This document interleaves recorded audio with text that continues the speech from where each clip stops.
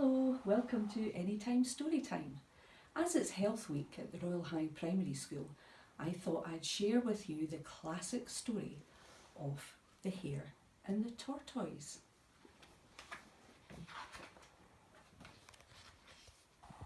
The Hare and the Tortoise. The Hare was always boasting about how fast he could run. "I'm the fastest animal in the land," he would say. One day the Hare asked, "Who will run a race against me?" The other animals were fed up with the Hare's boasting, but no one would accept his challenge for fear of losing. No one except the Tortoise. "Ha ha!" the Hare laughed out loud. The other animals gasped. The Tortoise just smiled. Preparations for the race began. The fox drew up a map of the route.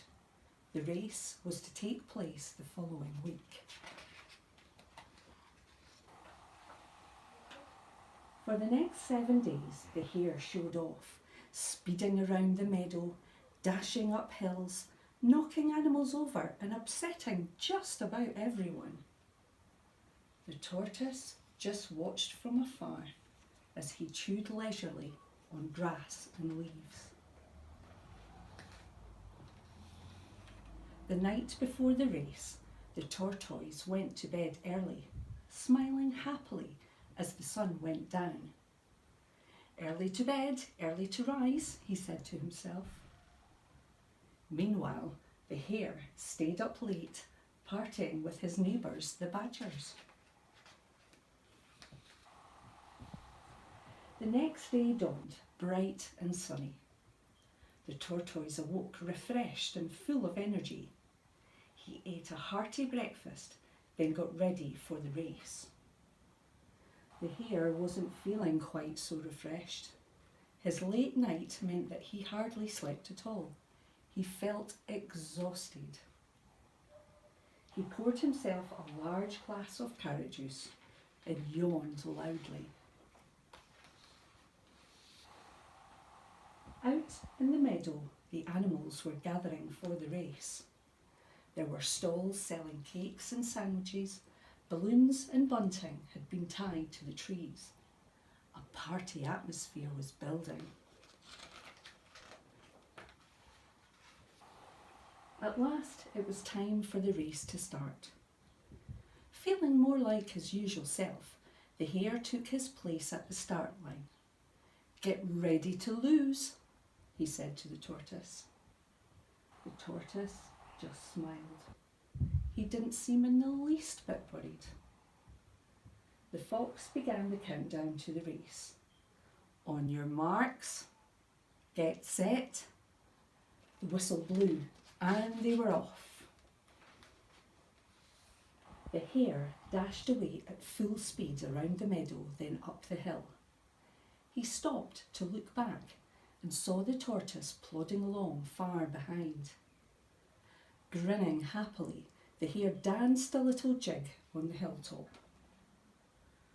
As he ran down the hill, the Hare grabbed some crunchy lettuces from a field. He stopped for a mid-morning snack. The sun was warm and he decided to have a short nap. After all, he'd had a late night and the Tortoise was far behind. In the meantime, the Tortoise carried on, up the hill and over the top. He saw the Hare snoozing under a tree and marched bravely past. The Hare didn't stir a whisker. Much later, feeling stiff and cold, the Hare woke up with a start. He looked up at the sun and saw how low it was in the sky. It must be almost evening. He feared the worst. The Hare flew around the rest of the route at top speed. He ran like he'd never run before. But in the distance, he heard shouting and clapping. and could just make out the tortoise nearing the finishing line. With the finish line in sight and the crowd roaring him on, the tortoise staggered on as fast as he could. A few minutes later, he crossed the line to huge applause and the crowd shouting his name. The hare had lost his own challenge, and from now on, perhaps he wouldn't be so boastful.